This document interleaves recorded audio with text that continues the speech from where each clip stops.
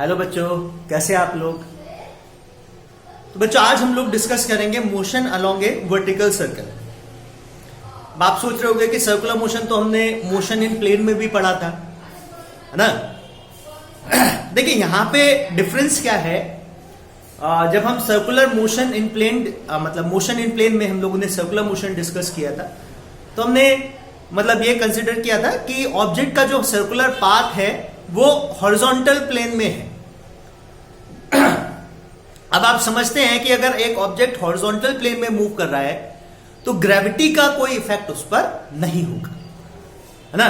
लेकिन वहीं पर अगर उसके सर्कुलर पाथ का मतलब उसका जो सर्कुलर पाथ है वो वर्टिकल प्लेन में है, तो जब वो मतलब अबव फ्रॉम दी मतलब अर्थ सरफेस से अवे मूव करेगा, अर्थ सरफेस से अवे मूव करेगा, तो ग्रेविटी के अगेंस्ट उसको वर्क डन करना पड़ेगा या work done by gravity negative होगा।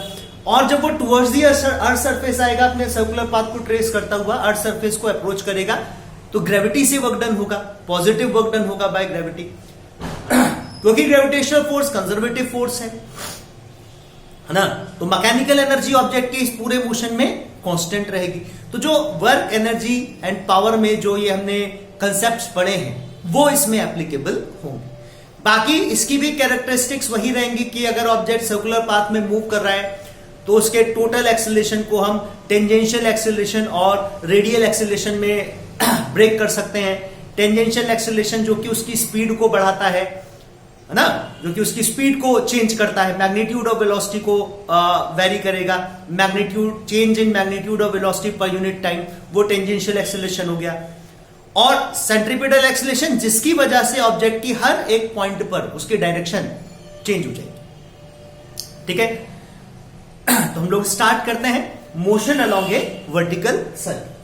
तो मान लीजिए एक ऑब्जेक्ट है जो कि एक वर्टिकल सर्कल ट्रेस कर रहा है इन दी ग्रेविटेशनल फील्ड, और ग्रेविटेशनल फील्ड भी हम अर्थ का कंसीडर कर रहे हैं।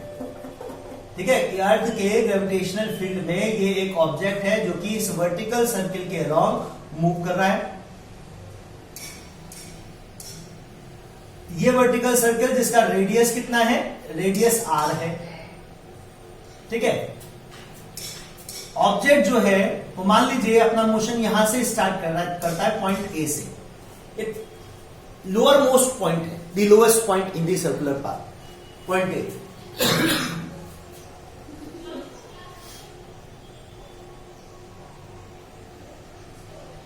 ठीक है, पॉइंट ए से वो अपनी जर्नी स्टार्ट करता है। अब देखिए जैसे जैसे वो इस वर्टिकल सर्कल के अलोंग, हम मान लीजिए अभी मोशन जो है वो मान लेते हैं कि वो एंटी क्लॉकवाइज ट्रेस कर रहा है, तो जैसे जैसे वो away from the earth surface move करेगा, है ना, मान लीजिए इसको हम अर्थ सरफेस मान लें, तो जैसे जैसे वो away from the earth surface move करेगा, अर्थ सरफेस के रिलेटिव उसकी हाइट बढ़ेगी, तो आप समझ रहे हैं उसकी पोटेंशियल एनर्जी बढ़ेगी, काइनेटिक एनर्जी घटेगी। क्यों? क्योंकि work done by gravity negative होगा, ऑब्जेक्ट की स्पीड घटेगी, पोटेंशियल एनर्जी बढ़ती जाएगी। और जब वो नीचे की तरफ आएगा मतलब वो टुवर्ड्स दी अर्थ सरफेस को अप्रोच करेगा, तो उसकी काइनेटिक एनर्जी बढ़ेगी, पोटेंशियल एनर्जी डिक्रीज होगी, क्योंकि work done by gravity positive होगा। ठीक है बच्चों, मान लेते हैं इस ऑब्जेक्ट का जो मास है वो m है, इस ऑब्जेक्ट का मास जो है वो m है। अच्छा, यहां पे अगर हम देखें जो फोर्सेस एक्ट करेंगी, एग्जाम्पल के लिए जैसे ऐसा मोशन कहां हो सकता है, तो मान लीजिए एक स्टोन को आपने एक स्ट्रिंग से बांध रखा है, एक पत्थर को या एक m मास के ऑब्जेक्ट को एक स्ट्रिंग से बांध रखा है, उसको आप ऐसे घुमा रहे हो वर्टिकल सर्कल में, है ना, क्योंकि हमको एक ना कोई फोर्स तो ऐसी चाहिए होगी जो कि ऑब्जेक्ट को सेंट्रीपिटल एक्सीलरेशन प्रोवाइड कराए, क्योंकि सर्कुलर पाथ पर मूव करने के लिए हम डिस्कस कर चुके हैं ऑलरेडी सर्कुलर मोशन में कि जब ऑब्जेक्ट सर्कुलर पाथ पर मूव करता है तो उसका जो पोजीशन वेक्टर है ना, उसका जो रेडियल पोजीशन वेक्टर है उसकी डायरेक्शन हर इंस्टेंट पर चेंज होती है। हर एक पॉइंट, जैसे एक पॉइंट से दूसरे पॉइंट पर वो शिफ्ट होगा, एक पोजीशन से दूसरे पोजीशन पर वो शिफ्ट होगा, उसके पोजीशन वेक्टर की डायरेक्शन चेंज हो जाएगी। मैग्नीट्यूड पोजीशन वेक्टर का कांस्टेंट बना रहेगा, लेकिन डायरेक्शन पोजीशन वेक्टर की चेंज हो जाएगी, है ना। तो इसमें क्या है, डायरेक्शन चेंज हो रही है, तो सेंट्रीपिटल फोर्स नेसेसरी है, एसेंशियल है बिना सेंट्रीपिटल फोर्स के there will be no circular motion. तो कोई ना कोई एक ऐसी फोर्स होगी जो कि ऑब्जेक्ट को सर्कुलर पाथ में मूव कराएगी, उसके सेंट्रीपिटल फोर्स की तरह एक्ट करेगी। तो हम क्या है, एक प्रैक्टिकल एग्जांपल ले लेते हैं। लेटर से हमने क्या कर रखा है, एक स्टोन या एक एम मास के ऑब्जेक्ट को एक स्ट्रिंग से बांध रखा है और इस स्ट्रिंग की हेल्प से हम उसको सर्कुलर पाथ में वर्टिकल सर्किल के अलोंग मूव करा रहे हैं। तो मान लीजिए स्ट्रिंग है, स्ट्रिंग की लेंथ जो है उतनी है जितना इस वर्टिकल सर्किल का रेडियस है, और ये ऑब्जेक्ट है जिसका मास है m। ठीक है, अब हम देखें किसी भी इंस्टेंट ऑफ टाइम पर ऑब्जेक्ट पर दो फोर्स आएंगी। एक तो उसका weight mg which will act vertically downwards always, और एक टेंशन T जो कि स्ट्रिंग में एक्ट करेगी, और ये टेंशन T इस m मास के ऑब्जेक्ट को अपनी तरफ पुल करेगी। हम पढ़ चुके हैं tension is a pulling force, तो वो टेंशन जो है वो m मास के ऑब्जेक्ट को अपनी तरफ पुल करेगी, मतलब टुवर्ड्स दी सेंटर एक्ट करेगी। किसी भी इंस्टेंट पर आप अगर इसका फ्री बॉडी डायग्राम बनाओगे, मान लीजिए ऑब्जेक्ट ये थीटा एंगल ट्रेस करके यहां पे पहुंचा, वेट तो यहां पे भी वर्टिकली डाउनवर्ड एक्ट करेगा mg, टेंशन यहां पे भी along the length of the string toward the centre act करेगी। तो टेंशन बेसिकली है ना, टेंशन और वेट का कंपोनेंट, मान लीजिए मैं इसको आगे ड्रॉ करूं, अगर ये एंगल थीटा है तो ये भी थीटा आएगा, तो वेट के दो कंपोनेंट हम कर सकते हैं, one component along the tangent, one component along the radial line, ये आ जाएगा mg cos थीटा, ये आ जाएगा mg sin थीटा। ये तो प्रोवाइड करेगा वेट का, ये कंपोनेंट प्रोवाइड करेगा टेंजेंशियल एक्सेलरेशन, है ना, अपवर्ड जाते हुए ये टेंजेंशियली, मतलब ये tangential acceleration as retardation act करेगा because it will be opposite to the motion, और ये mg cos थीटा और टेंशन मिलकर प्रोवाइड करेंगे centripetal force, centripetal acceleration, radial acceleration. ठीक है बच्चों, ये बात आ रही है समझ में आपको? तो किसी भी इंस्टेंट ऑफ टाइम पर हम ये फ्री बॉडी डायग्राम ऑब्जेक्ट का बना सकते हैं।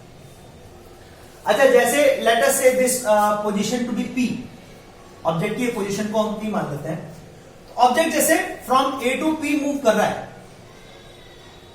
ऑब्जेक्ट जैसे A से P तक मूव कर रहा है, A से P तक जाने में आप देख रहे हैं ग्राउंड के रिलेटिव इसकी हाइट क्या हुई, बढ़ी, तो क्या होगा, इसकी जो पोटेंशियल एनर्जी है वो इंक्रीज होगी, और काइनेटिक एनर्जी इसकी डिक्रीज होगी, क्योंकि work done by gravity negative होगा, gravity is acting downwards, object is moving upwards, तो डिस्प्लेसमेंट अपवर्ड है, फोर्स जो है ग्रेविटेशनल फोर्स वो डाउनवर्ड है।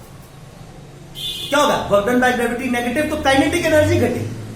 ठीक है, लेकिन ये हम जानते हैं काइनेटिक एनर्जी और पोटेंशियल एनर्जी में जो चेंज है, मतलब sum of change in kinetic and potential energy that will be zero. जितना पोटेंशियल एनर्जी बढ़ी है उतनी ही काइनेटिक एनर्जी घटेगी। Conservation of mechanical energy for conservative forces, कि अगर कंजर्वेटिव फोर्स से वर्क डन नेगेटिव हो रहा है तो काइनेटिक एनर्जी, जितना नेगेटिव वर्क डन हुआ उतनी ही काइनेटिक एनर्जी घट जाएगी, this is work kinetic energy theorem, और उतनी ही पोटेंशियल एनर्जी बढ़ जाएगी, this is work potential energy theorem, because work done by conservative force equals to negative change in potential energy.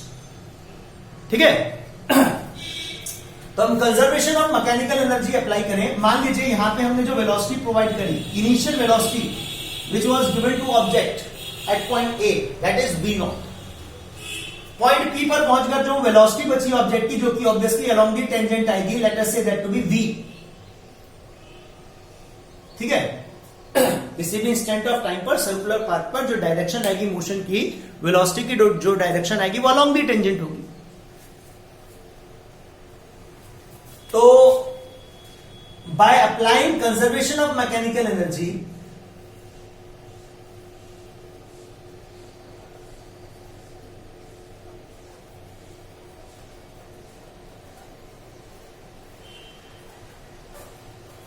Conservation of mechanical energy हम apply करें कि change in kinetic energy plus change in potential energy equals to zero, या लिख लें change in kinetic energy equals to negative change in potential energy. जितना kinetic energy में change होगा potential energy में उसके नेगेटिव चेंज होगा। देखिए यहां से यहां तक हम देखें काइनेटिक एनर्जी में कितना चेंज हुआ, तो काइनेटिक एनर्जी में चेंज हुआ उसको तो हम लिख सकते हैं final kinetic energy half M we square, minus initial kinetic energy half M we naught square equals to change in negative change in potential energy. तो negative change in potential energy कितना लिखें? तो पोटेंशियल एनर्जी कितना change हुई? Potential energy change हुई M G delta H. Delta H height कितनी बढ़ी, ground के रिलेटिव हाइट कितनी इंक्रीज हुई, तो वो हाइट कितनी इंक्रीज हुई, तो मैं यहां पॉइंट पी से एक परपेंडिकुलर ड्रॉ करूं, है ना, कितनी हाइट बढ़ी, जितनी ये है हमारी एच। तो अब देखें, अगर ये एंगल थीटा है और ये स्ट्रिंग की लेंथ है यहां से यहां तक, जिसको हमने आर लिखा है ना, तो इस राइट एंगल ट्रायंगल में तो 90 डिग्री हो गया, तो ये यहां से let us say this to be centre O और इसको मैं कह दूं Q। तो इस राइट एंगल ट्रायंगल पे देखिए ये इस तरह से आएगा हमारा ट्रायंगल। ये टोटल लेंथ तो आर है, मान लीजिए यहां से मैंने परपेंडिकुलर ड्रॉ करी थी, ये भी हमारा आर है, ये हमारा थीटा है, ये एंगल 90 डिग्री, ठीक है। तो अगर ये टोटल लेंथ आर है तो इस लेंथ को, सिर्फ इतनी लेंथ को, ओ क्यू को हम क्या लिख सकते हैं? ओ क्यू को हम लिख सकते हैं आर कॉस थीटा। तो ये जो हाइट है एच, इसको क्या लिख सकते हैं? आर में से आर कॉस थीटा घटा दें, r common 1 minus cos theta. तो यही हम सब्स्टिट्यूट करें यहां पर, तो देखिए इस माइनस साइन को इधर ले आए हम, तो आ जाएगा हमारे पास, या चलो एज इट इज रहने दो ना, तो हम इसको लिख सकते हैं half M we square equals to half M we naught square minus m g, r h को सब्स्टिट्यूट कर रहा हूं, डेल्टा एच को r into 1 minus cos theta, ठीक है बच्चों। तो देखिए एम तो हमारा एलिमिनेट हो ही जाएगा यहां से, 2 से भी हम मल्टीप्लाई कर दे पूरी इक्वेशन को, तो हमारे पास आएगा v square equals to v naught square minus 2GR into 1 minus cos theta. चलिए क्या करते हैं, इसको स्क्वायर रूट ले लें, तो v is equal to square root of this term है। तो अगर हमारे पास इनिशियल वेलोसिटी v नॉट है, मान लीजिए हमने ऑब्जेक्ट को लोअर मोस्ट पॉइंट पर जो वेलोसिटी प्रोवाइड करी, जो इनिशियल वेलोसिटी हमने दी ऑब्जेक्ट को, वो v नॉट है, तो थीटा एंगुलर डिस्प्लेसमेंट के बाद, ये एक्सप्रेशन क्या बता रहा है हमको, कि थीटा एंगुलर डिस्प्लेसमेंट के बाद ऑब्जेक्ट की जो वेलोसिटी है किसी भी इंस्टेंट ऑफ टाइम पे, वो इतनी है, ठीक है। अच्छा, अगर ये इंस्टेंटेनियस स्पीड है ऑब्जेक्ट की, अगर ये ऑब्जेक्ट की इंस्टेंटेनियस स्पीड है, तो जो रेडियल एक्सेलरेशन है किसी भी इंस्टेंट ऑफ टाइम पर, रेडियल एक्सेलरेशन कितना आता है? रेडियल एक्सेलरेशन आता है mv स्क्वायर बाय आर। तो मैं ये वैल्यू सब्स्टिट्यूट करूं तो इंस्टेंटेनियस रेडियल एक्सेलरेशन आ जाएगा m v स्क्वायर, ये वैल्यू हो गई v naught square minus 2GR into 1 minus cos theta upon R. तो M we square by R, this will be the radial acceleration, ठीक है बच्चों। ये हमारा रेडियल एक्सेलरेशन आ जाएगा। अब चाहो तो इसको m we naught square by r minus 2G into 1 minus cos theta भी लिख सकते हैं, थोड़ा सा सिंप्लीफाई करके आर से हमने डिवाइड कर दिया दोनों टर्म्स को, न्यूमरेटर की दोनों टर्म्स को। और टेंजेंशियल एक्सेलरेशन किसी भी इंस्टेंट ऑफ टाइम पर, देखिए टेंजेंशियल एक्सेलरेशन निकाल सकते हैं कि किसी भी इंस्टेंट ऑफ टाइम पर अलोंग दी टेंजेंट जो फोर्स आएगी वो mg sin थीटा है। तो टेंजेंशियल एक्सेलरेशन कितना आएगा हमारा? mg sin theta tangential force divided by mass. तो टेंजेंशियल एक्सेलरेशन हमेशा g sin थीटा होगा। टेंजेंशियल एक्सेलरेशन यहां पे होगा 0, क्योंकि यहां पे थीटा 0 हो जाएगा, sin थीटा 0 हो जाएगा, sin 0 0, तो यहां पर 0। जैसे जैसे ऊपर की तरफ बढ़ते जाएंगे जो टेंजेंशियल एक्सेलरेशन है वो इंक्रीज होता जाएगा, ठीक है। अभी स्टार्टिंग में तो जब ये अपवर्ड मूव कर रहा है तो रिटार्डेशन है ये, तो ये नेगेटिव वैल्यू आएगी इसकी एक्सेलरेशन की, क्योंकि ये मोशन के अपोजिट आएगा, तो ये इंक्रीज होता जाएगा, यहां पर ये मैक्सिमम आएगा, हाँ सॉरी, यहां पर ये मैक्सिमम आएगा जब ये 90 डिग्री होगा, थीटा 90 डिग्री, तब ये मैक्सिमम आएगा, तब ये g के बराबर होगा ना, टेंजेंशियल एक्सेलरेशन g के बराबर आएगा। मान लीजिए यहां से मैं अगर इस तरह से इस पॉइंट को हम b मान लें, तो b पर जो टेंजेंशियल एक्सेलरेशन आएगा वो g के बराबर है। फिर टेंजेंशियल एक्सेलरेशन की वैल्यू घटने लगेगी और यहां पर टेंजेंशियल एक्सेलरेशन हो जाएगा 0। फिर टेंजेंशियल एक्सेलरेशन बढ़ेगा यहां तक, मैक्सिमम होगा यहां पर, फिर घटेगा और यहां पर आकर हो जाएगा 0। तो इस तरह से टेंजेंशियल एक्सेलरेशन का वेरिएशन होगा। और सेंट्रीपिटल एक्सेलरेशन जो है, रेडियल एक्सेलरेशन जो है, वो भी थीटा की तरह थीटा के साथ में वेरी कर रहा है। ठीक है, अब देखिए फ्री बॉडी डायग्राम से मैं अगर इक्वेशन लिखूं इसके लिए, from free body diagram at any position, किसी भी पर्टिकुलर पोजीशन पर अगर मैं इसके लिए इक्वेशन लिखूं सेंट्रीपिटल फोर्स के लिए, तो मैं लिख सकता हूं कि भाई किसी भी इंस्टेंट ऑफ टाइम पर tension will act along the radial line towards the centre, and this component of weight mg cos theta will act along the radial line or end away from the center, and the sum of these two will provide the necessary centripetal force। इन दोनों का जो सम है वो centripetal force provide करेगा। तो हम लिख सकते हैं t minus mg cos theta equals to mv square by r at any instant at any position।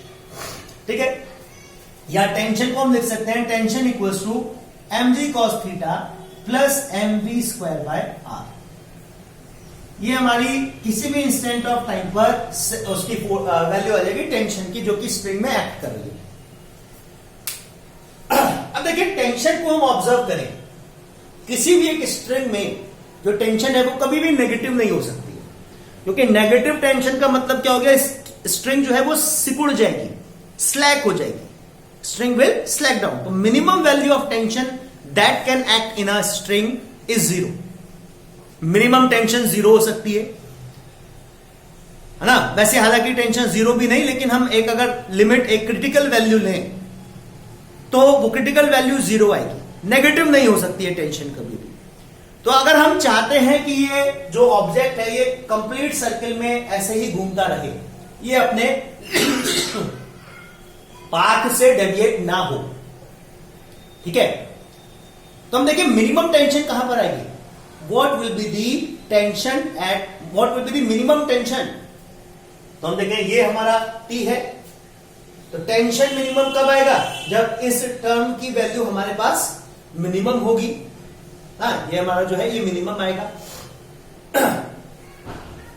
तो देखिए minimum value will come when theta will be 180 degree, theta will be pi. मतलब जब ये ऑब्जेक्ट यहां पर होगा, let us say this position to be c, तो जब ऑब्जेक्ट इस पोजीशन पर होगा यहां पर, तो जो टेंशन है वो तो एक्ट करेगी वर्टिकली डाउनवर्ड्स, और जो वेट है वो भी एक्ट करेगा वर्टिकली डाउनवर्ड्स, है ना। mg and tension both will act vertically downwards. At this top most point आप सब्स्टिट्यूट करके देख सकते हो भाई, आप mv स्क्वायर बाय r की वैल्यू ये सब्स्टिट्यूट करो, mv naught square by r minus 2g into 1 minus cos theta. mv naught square by r तो कांस्टेंट हो गया, और mg cos थीटा ये आप सब्स्टिट्यूट करोगे ना, तो इसमें आप अगर लिमिट निकालोगे तो आप देखोगे the t will be minimum when theta will be equal to pi. Theta जो है वो जब पाई के बराबर आएगा, ठीक है। ठीक है, अरे बस समझ में, आप इसको सब्स्टिट्यूट करके देखेंगे, आप देखेंगे कि जैसे जैसे थीटा की वैल्यू बढ़ेगी, as theta will increase the tension will decrease. समझाता हूं आपको, देखो T equals to mg cos theta plus mv square by r को मैं सब्स्टिट्यूट कर लेता हूं, mv naught by square by r minus 2g into 1 minus cos theta. ठीक है, cos थीटा वाली दोनों टर्म हमारी पॉजिटिव आई, ये माइनस साइन, तो ये दोनों पॉजिटिव आई। मतलब अगर मैं इसको लिखूं तो मैं इसको लिख सकता हूं mg cos थीटा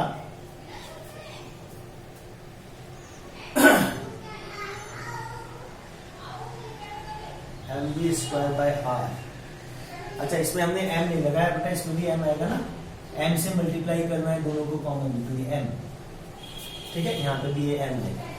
तो mg cos theta plus 2mg cos theta minus का ये भी प्लस आएगा, plus mv naught square by r, और एक टर्म माइनस आएगी माइनस 2mg। देखिए ये दोनों तो कांस्टेंट टर्म है, तो बेसिकली ये दोनों टर्म हमारी थीटा पे डिपेंड करती है।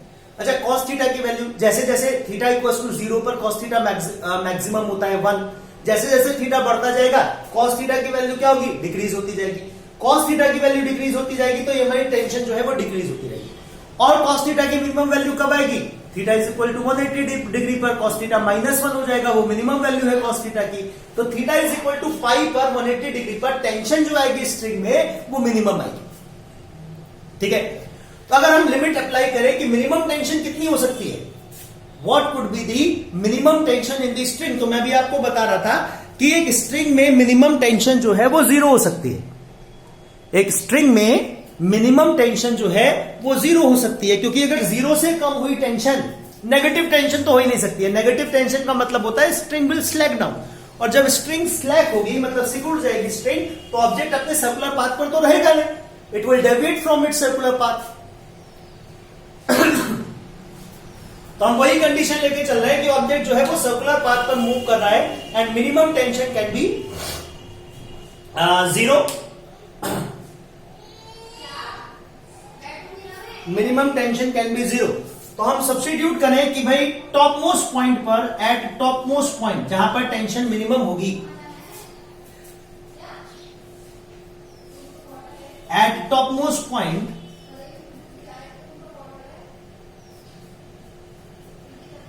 Tension will be minimum,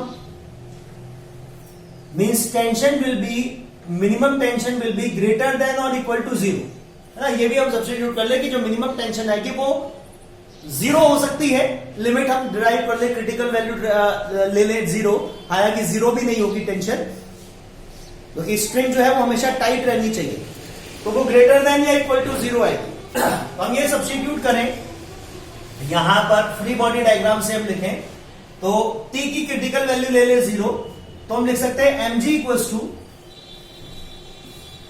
mv square by r, mg equals to mv square by r, और यहां पर थीटा कितना हो जाएगा पाई, तो mv स्क्वायर बाय आर की वैल्यू कितनी सब्स्टिट्यूट कर लेंगे बच्चों हम हाँ, कितनी सब्स्टिट्यूट कर लेंगे mv स्क्वायर बाय आर, तो इसी को लिख सकते हैं mg equals to mv square by r को लिख लेंगे mv naught square by r minus 2mg 1 minus cos 180 will be -1, तो ये हो जाएगा +1।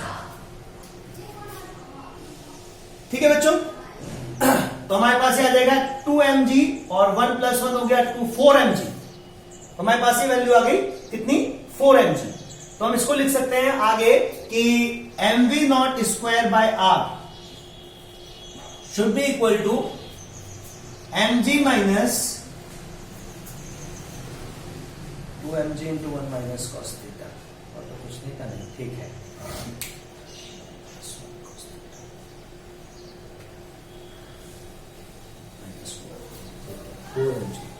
तो mg और ये वाली टर्म इधर आके हो जाएगी प्लस, कितनी हो जाएगी तो mg प्लस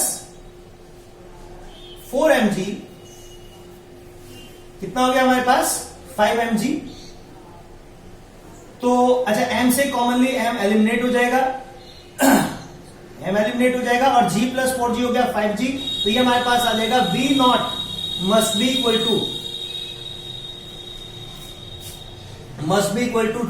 √5rg। हमारे पास जो v नॉट की वैल्यू है, मतलब लोअर मोस्ट पॉइंट पर जो वेलोसिटी हमने प्रोवाइड की थी ऑब्जेक्ट को, कि ऑब्जेक्ट जो है वो सर्कल को कंप्लीट कर पाए, यहां पर टॉप मोस्ट पॉइंट पर जहां पर स्ट्रिंग में टेंशन मिनिमम होगी, उस पॉइंट पर भी स्ट्रिंग जो है वो स्लैक ना हो, ऑब्जेक्ट सर्कल को कंप्लीट करे, उसके लिए हम कह रहे हैं कि टेंशन सी पॉइंट पर मिनिमम होगी, और ये मिनिमम टेंशन 0 नहीं होनी चाहिए, मतलब नेगेटिव नहीं होनी चाहिए, tension should always remain positive. अगर हम करें कि टेंशन पॉजिटिव होनी चाहिए, मतलब स्ट्रिंग सिकुड़नी नहीं चाहिए यहां टॉप मोस्ट पॉइंट पर भी, तो यहां पर अगर हमने वैल्यू 0 ली है टेंशन की, तो इससे इधर जितने भी पॉइंट्स हैं उन पर तो फिर 0 से बड़ी आएगी, क्योंकि यहां पर टेंशन मिनिमम है। अगर मिनिमम टेंशन में 0 ली है तो यहां पर तो पॉजिटिव आएगी, तो मतलब यहां पे इस ऑब्जेक्ट अपने सर्कुलर पाथ को कंप्लीट करेगा, tension will provide the centripetal force, object will not deviate from its circular path, और यहां पे भी टेंशन क्या आएगी ग्रेटर देन 0 आएगी, क्योंकि ये लोएस्ट, ये मिनिमम टेंशन पॉइंट है, तो यहां पे फिर टेंशन बढ़ जाएगी, तो ऑब्जेक्ट जो है वो सर्कल कंप्लीट कर पाएगा। तो सर्कल कंप्लीट करने के लिए मिनिमम वेलोसिटी वी नॉट की मिनिमम वैल्यू कितनी आनी चाहिए, √5 rg। अगर आप लोअर मोस्ट पॉइंट पर जो इनिशियल वेलोसिटी प्रोवाइड कर रहे हैं ऑब्जेक्ट को, अगर वो √5 rg है, अगर वो √5 rg है या उससे ज्यादा है ना, उससे ज्यादा है, तो ये ऑब्जेक्ट जो है सर्कल कंप्लीट कर पाएगा, अदरवाइज नहीं। ठीक है, तब तो ये ऑब्जेक्ट सर्कल कंप्लीट कर पाएगा, अदरवाइज नहीं कर पाएगा। अच्छा, मैंने जो कंडीशन पुट करी ना कि mg = mv²/r होना चाहिए, यहां पर अगर टेंशन 0 हो गई तो इसको आप यहां इस इक्वेशन से भी निकाल सकते हो। टेंशन के लिए जो इक्वेशन मैंने लिखी है, इसमें आप देखिए थीटा को 180 सब्स्टिट्यूट करिए, फिर देगा -mg, और टेंशन को क्या करिए 0 सब्स्टिट्यूट कर दीजिए, क्रिटिकल वैल्यू की टेंशन 0 हो जाएगी हमारी थीटा 180 होते ही, तो टेंशन 0, ये हो जाएगा हमारा -mg, तो -mg इधर आ जाएगा +mg, और ये टर्म बचेगी हमारी mv0²/r -2mg, और ये हो जाएगा 1 + 1 2 4mg, तो इधर लाएंगे तो ऐड हो जाएगा, तो 4mg + mg 5mg = mv0²/r, तो वही कंडीशन है। ठीक है, तो चाहे आप इस इक्वेशन में सब्स्टिट्यूट करके भी फाइंड आउट कर सकते हैं। ये हमारे पास वैल्यू है। अच्छा, अगर ये वैल्यू है तो टॉप मोस्ट पॉइंट सी पर स्पीड कितनी होनी चाहिए ऑब्जेक्ट की सर्कल को कंप्लीट करने के लिए? सर्कल को कंप्लीट करने के लिए टॉप मोस्ट पॉइंट सी पर स्पीड कितनी होनी चाहिए? तो वो तो बड़ी आसानी से लिख सकते हैं हम, एट सी मींस टॉप मोस्ट पॉइंट, यहां पर टेंशन 0 मान के चले, मिनिमम टेंशन लेके चले, मिनिमम टेंशन, तो वेलोसिटी भी मिनिमम आएगी कि मिनिमम कितनी वेलोसिटी हो सी पॉइंट पर कि ऑब्जेक्ट सर्कल को कंप्लीट कर पाए, वो अपने सर्कुलर पाथ से डेविएट ना हो। तो देखिए at c top most point only mg weight of the object will act along the radial line towards the center, tension will become 0। तो minimum velocity required by the object to complete the circle वो आएगी mv_c²/r। तो velocity at c, minimum value of velocity at c must be equal to √rg, है ना, √rg के बराबर आएगा vc। बाकी √rg से ज्यादा हुई तो भी सर्कल कंप्लीट करेगा, लेकिन √rg से कम स्पीड हुई अगर पॉइंट c पर, तो फिर ऑब्जेक्ट सर्कल कंप्लीट नहीं करेगा, क्योंकि फिर टेंशन नेगेटिव आ जाएगी और ऑब्जेक्ट जो है अपने सर्कुलर पाथ से डेविएट हो जाएगा। ठीक है, बाकी इस ऑब्जेक्ट के सर्कुलर पाथ पर किसी भी पॉइंट पर अगर हमको ऑब्जेक्ट की काइनेटिक एनर्जी, पोटेंशियल एनर्जी या radial acceleration, tangential acceleration find out करना है, तो वो हम पता कर सकते हैं। कैसे पता करेंगे, चलिए वो मैं आपको बताता हूं। ठीक है, इसको आप एक बार जो बच्चे हैं स्क्रीनशॉट ले लीजिएगा इसको, और आप कॉपी में नोट डाउन कर लीजिएगा। ठीक है, बाकी क्योंकि मुझको ये रब करना पड़ेगा भी आगे, अगर अलग अलग पॉइंट्स पर हमको ये इसकी कैरेक्टरिस्टिक्स पता करनी है कि क्या वेलोसिटी होगी, क्या पोटेंशियल एनर्जी होगी, क्या काइनेटिक एनर्जी होगी, तो मुझको क्या करना पड़ेगा, ये रब करना पड़ेगा। ठीक है, आप एक बार इसका स्क्रीनशॉट ले लीजिए, जिससे कि आप इसको अपने नोटबुक में लिख पाए, है ना, नोट कर पाए।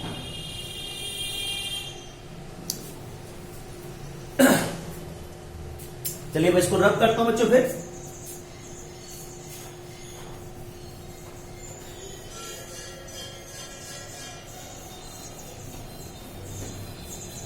अब देखिए हम क्या करेंगे, इस ऑब्जेक्ट की कैरेक्टरिस्टिक्स फाइंड आउट करेंगे एट डिफरेंट पॉइंट्स, अलग अलग पॉइंट पर क्या कैरेक्टरिस्टिक्स आएंगी इसकी।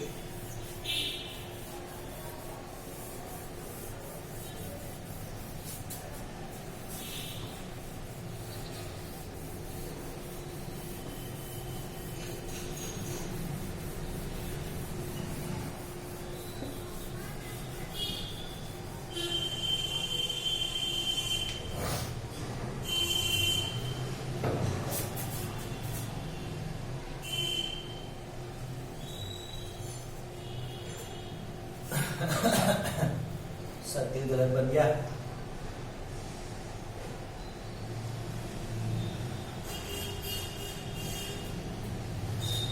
तो चलिए मान लेते हैं ये सर्किल, ये पॉइंट ए, ये बी, लेटर से this to be C, later से दिस टू बी डी।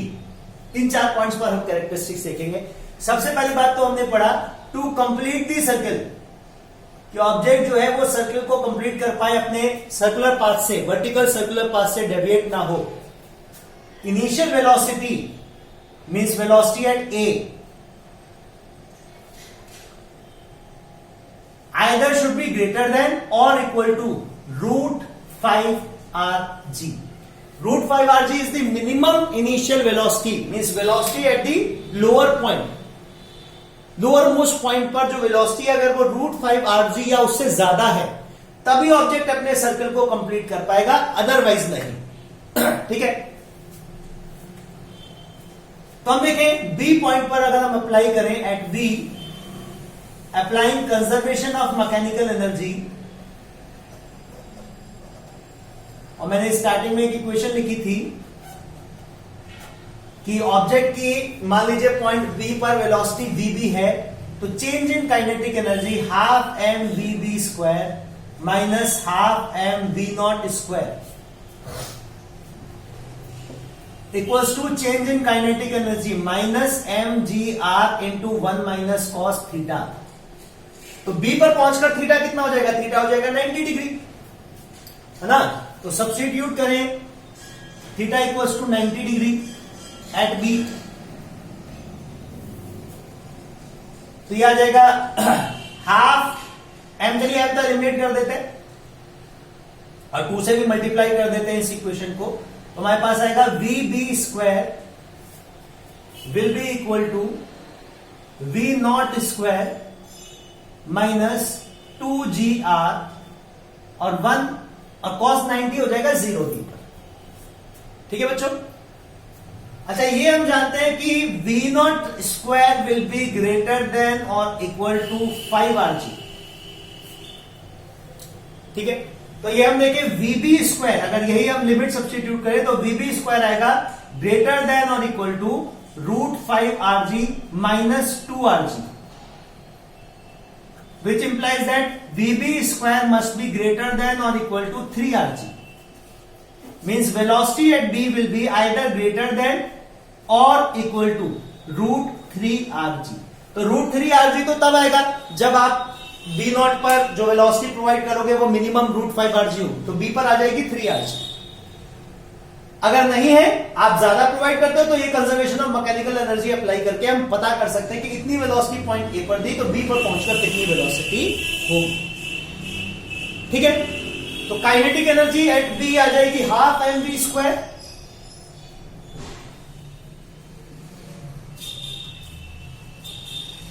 तो काइनेटिक एनर्जी आएगी ग्रेटर देन और equal to m by 2 into v b square, तो 3/2 RG, 3/2 mRG के बराबर या उससे ज्यादा होगी kinetic energy. That will depend कि इनिशियल वेलोसिटी कितनी प्रोवाइड कर रहे हैं. पोटेंशियल एनर्जी, तो पोटेंशियल एनर्जी आएगी हमारी m g r into 1 minus cos theta. 1 minus cos theta मतलब थीटा को तो 90 सब्स्टिट्यूट कर देंगे, तो पोटेंशियल एनर्जी mgr आएगी पॉइंट बी पर. टेंजेंशियल एक्सेलरेशन, तो मैंने बताया था टेंजेंशियल एक्सेलरेशन आएगा हमेशा g sin थीटा, क्योंकि यहां पे थीटा 90 है, तो टेंजेंशियल एक्सेलरेशन आएगा g. Total weight will act vertically downward, तो वेट ही टेंजेंट के अलोंग आ जाएगा, तो टेंजेंशियल एक्सेलरेशन हो जाएगा g. Radial acceleration, radial acceleration के लिए हमने एक इक्वेशन लिखी थी कि रेडियल एक्सेलरेशन जो आएगा mv naught square by r minus, मैं बता देता हूं, रेडियल एक्सेलरेशन आएगा हमारा, रेडियल एक्सेलरेशन के लिए हमने इक्वेशन लिखी थी v naught square minus 2gr into 1 minus cos theta upon r, है ना.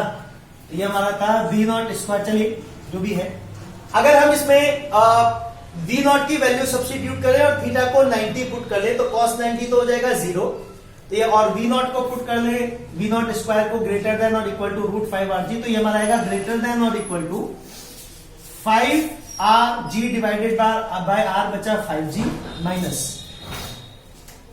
और ये थीटा को 90 पुट करेंगे तो ये हमारा हो जाएगा कितना, माइनस 2GR, r से r डिवाइड हो जाएगा माइनस 2G. तो हमारा जो रेडियल एक्सेलरेशन आएगा वो ग्रेटर देन और इक्वल टू 3g आएगा, रेडियल एक्सेलरेशन जो आएगा वो ग्रेटर देन और इक्वल टू 3g आएगा। वैसे भी हम यहां से निकाल सकते थे, v भी हमारे ग्रेटर देन और इक्वल टू √3rg है, तो सेंट्रीपिटल एक्सेलरेशन आएगा b पॉइंट पर vb स्क्वायर बाय r, इसका स्क्वायर करेंगे r से डिवाइड करेंगे तो ग्रेटर देन और इक्वल टू 3g आएगा रेडियल एक्सेलरेशन। ये सारी कैरेक्टरिस्टिक हो गई इसके मोशन की एट पॉइंट बी पर ये कंडीशन होगी। बी पर काइनेटिक एनर्जी निकाली हमने, बी पर पोटेंशियल एनर्जी निकाली, बी पर हमने रेडियल एक्सेलरेशन निकाला, टेंजेंशियल एक्सेलरेशन निकाला। इसी तरह से सी पॉइंट पर देखते हैं, एट सी, देखिए इधर लिख देता हूं मैं सी पॉइंट के लिए। तो सी पॉइंट पर हम देखें जब ऑब्जेक्ट यहां पहुंचेगा तो यहां पे तो हमने मिनिमम वेलोसिटी वैसे भी लिखी है कि एट सी जो मिनिमम वेलोसिटी होगी, मैंने यहां पे कैलकुलेट करके बताई थी ना आपको, कितनी ग्रेटर देन और इक्वल टू √5r आनी चाहिए। बाकी आप चाहे तो अप्लाई भी इसको फाइंड आउट भी कर सकते हैं bye applying conservation of mechanical energy, कि यहां से यहां तक जाने में काइनेटिक एनर्जी में जो चेंज होगा, मैं लिख देता हूं वापस यहां पर, काइनेटिक एनर्जी में कितना चेंज होगा, ½ mv c² minus ½ mv0 square. ठीक है, this must be equal to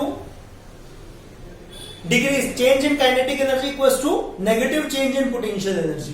तो पोटेंशियल एनर्जी में कितना चेंज होगा, -mg, और हाइट कितनी बढ़ गई, ट्वाइस दी रेडियस, डायमीटर के बराबर हाइट बढ़ गई ना, इंटू 2r। अब देखिए ये हमारे पास m से m एलिमिनेट कर दें और इसको तो हम लिख सकते हैं vc² equals to v0 square minus 2 और 2 से मल्टीप्लाई करेंगे तो 4gr। तो मैं सब्स्टिट्यूट करूं तो vc² आएगा हमारा इक्वल्स टू ग्रेटर देन और इक्वल टू, इसको सब्स्टिट्यूट करूं ग्रेटर देन और इक्वल टू √5rg, तो 5gr माइनस 4gr, तो vc जो है हमारा ग्रेटर देन और इक्वल टू √gr आ जाएगा, वही कंडीशन। ठीक है, पिछली बार भी हमने अभी पीछे ड्राइव करी थी। तो अगर ये है तो काइनेटिक एनर्जी कितनी आएगी, kinetic energy at c will be greater than और इक्वल टू ½ mv², तो vc² तो हो जाएगा rg और m/2, तो m/2 rg के बराबर या उससे ज्यादा आएगी काइनेटिक एनर्जी। पोटेंशियल एनर्जी, तो potential energy mg into h, तो h कितना हो गया 2r, h कितना हो गया यहां से यहां तक, पोटेंशियल एनर्जी में कितना चेंज होगा 2mgr। यहां पर potential energy lower most point पर हम 0 मान रहे हैं और काइनेटिक एनर्जी हम ग्रेटर देन और इक्वल टू 5/2rg मान रहे हैं एट ए। एट ए काइनेटिक एनर्जी कितनी आएगी बच्चों, ½ m/2 और va², तो 5rg से बड़ी या उसके बराबर, डिपेंडिंग कि आप उतनी काइनेटिक एनर्जी दे रहे हो, वो उतनी इनिशियल वेलोसिटी प्रोवाइड करो जितनी मिनिमम है या उससे ज्यादा। पोटेंशियल एनर्जी यहां पर 0 आएगी, टेंजेंशियल एक्सेलरेशन यहां पर 0 आएगा। टेंजेंशियल एक्सेलरेशन 0 क्यों आएगा, क्योंकि g sin थीटा है, थीटा 0 तो टेंजेंशियल एक्सेलरेशन 0। रेडियल एक्सेलरेशन यहां पर कितना आएगा, सेंट्रीपिटल एक्सेलरेशन आएगा v²/r, तो ग्रेटर देन और इक्वल टू va² हो गया 5rg/r, तो ग्रेटर देन और इक्वल टू 5g है ना, ये पॉइंट ए पर कंडीशन होगी। इसी तरह से सी पर देखें, सी पर टेंजेंशियल एक्सेलरेशन कितना आएगा, टेंजेंशियल एक्सेलरेशन जब थीटा 180 डिग्री हो गया तो टेंजेंशियल एक्सेलरेशन सी पर भी 0 होगा। टेंजेंशियल एक्सेलरेशन अगर सी पर 0 होगा तो रेडियल एक्सेलरेशन कितना आएगा, रेडियल एक्सेलरेशन आ जाएगा हमारा, सी पर हमने वेलोसिटी लिखी ग्रेटर देन और इक्वल टू √rg, तो v²/r होगा, तो ग्रेटर देन और इक्वल टू g के बराबर। ठीक है, डी पॉइंट पर अगर हम कैलकुलेट करें इसी तरह से एट डी, तो देखिए जब सी से डी पर ऑब्जेक्ट आएगा तो उसकी काइनेटिक एनर्जी बढ़ेगी, पोटेंशियल एनर्जी डिक्रीज होगी। या यहां से ए से सी तक लिख सकते हैं कि भाई कंजर्वेशन ऑफ मैकेनिकल एनर्जी तो कंजर्व्ड है, तो यहां पर जो डी पॉइंट पर हमारी काइनेटिक एनर्जी आएगी ½ mvd² minus kinetic energy at a ½ mv0 square must be equal to negative change in potential energy, और पोटेंशियल एनर्जी में जो चेंज आएगा वो 1 - cos थीटा होगा। ठीक है बच्चों। तो डी पॉइंट के लिए जो थीटा की वैल्यू आएगी वो हमारी 90 डिग्री आएगी, है ना, कि डी पॉइंट जो है वो सी के सिमिलर ही, बी के सिमिलर ही कितने एंगल पर आएगा डी पॉइंट, एंगुलर पोजीशन क्या आएगी, वैसे तो इधर से देखें तो एंगुलर पोजीशन आएगी कितनी 270 डिग्री, लेकिन वही है साइन 180 प्लस थीटा को क्या लिख सकते हैं, sine 180 plus theta minus sine theta लिखा जा सकता है। और cos 180 plus theta, cos 180 plus theta कितना लिखेंगे बच्चों, cos 180 प्लस थीटा, हाँ माइनस cos थीटा आएगा।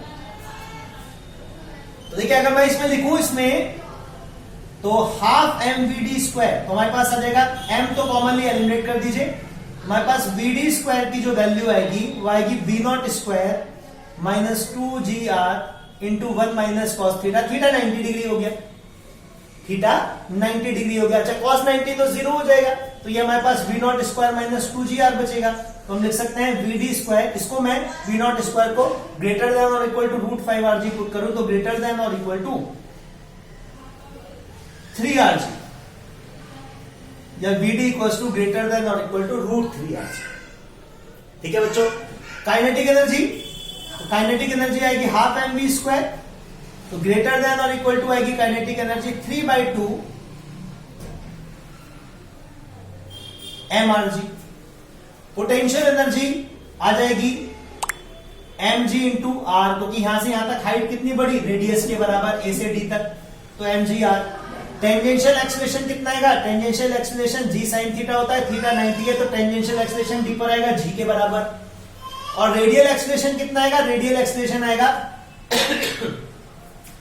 ग्रेटर देन और equal to v d square by r, तो 3RG bye are means 3G, ना, वी स्क्वायर बाय आर लिख सकते हैं रेडियल एक्सीलरेशन को। तो वेलोसिटी अगर डी पॉइंट पर ग्रेटर देन और इक्वल टू √3RG है तो डी पॉइंट पर जो हमारा रेडियल एक्सीलरेशन है वो ग्रेटर देन और इक्वल टू 3G आएगा। तो इस तरह से ये कुछ पॉइंट्स हमने इसके वर्टिकल सर्कुलर पाथ पर कंसिडर करते हुए उन सभी पॉइंट्स पर हमने क्या किया है, ऑब्जेक्ट की kinetic energy, potential energy, radial acceleration, मतलब टेंजेंशियल एक्सीलरेशन फाइंड आउट किया।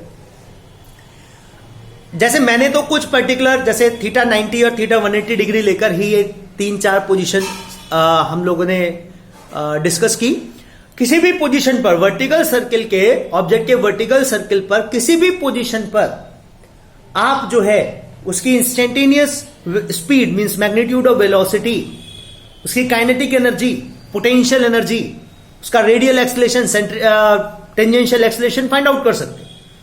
बस क्या है, आपको इनिशियल वेलोसिटी प्रोवाइड पता होनी चाहिए कि हमने जो इनिशियल वेलोसिटी प्रोवाइड की है ऑब्जेक्ट को, है ना, जो लोअर मोस्ट पॉइंट पर या टॉप मोस्ट पॉइंट पर जो वेलोसिटी हमने ऑब्जेक्ट को प्रोवाइड की है वो वेलोसिटी कितनी है, ठीक है, वो हमको पता है, तो फिर हम किसी भी पॉइंट पर उसकी वेलोसिटी फाइंड आउट कर सकते हैं। और बेसिक प्रिंसिपल क्या है इसमें, कंजर्वेशन ऑफ मैकेनिकल एनर्जी, कि ग्रेविटेशनल फोर्स एक्ट कर रही है और under the effect of gravity object की जो टोटल मैकेनिकल एनर्जी है वो कांस्टेंट रहेगी, मैकेनिकल एनर्जी पे कोई फर्क नहीं पड़ेगा। ऑब्जेक्ट अर्थ सरफेस से अवे मूव करेगा, वर्टिकल सर्कल में है, अर्थ सरफेस से अवे मूव करेगा टॉप मोस्ट पॉइंट की तरफ, तो उसकी काइनेटिक एनर्जी घटेगी, लेकिन उतने ही प्रोपोर्शन में, उतने ही जितने काइनेटिक एनर्जी डिक्रीज होगी उतनी ही पोटेंशियल एनर्जी बढ़ जाएगी। और जब वो अर्थ को अप्रोच करेगा जब वो अर्थ को अप्रोच करेगा टुवर्ड्स दी टॉप मोस्ट से लोअर मोस्ट पॉइंट की तरफ मूव करेगा, तो उसकी काइनेटिक एनर्जी बढ़ेगी, लेकिन जितनी काइनेटिक एनर्जी बढ़ेगी उतने ही प्रोपोर्शन में, उसके बराबर ही उसकी पोटेंशियल एनर्जी घट जाएगी, क्योंकि उसकी height relative to earth surface decrease होगी।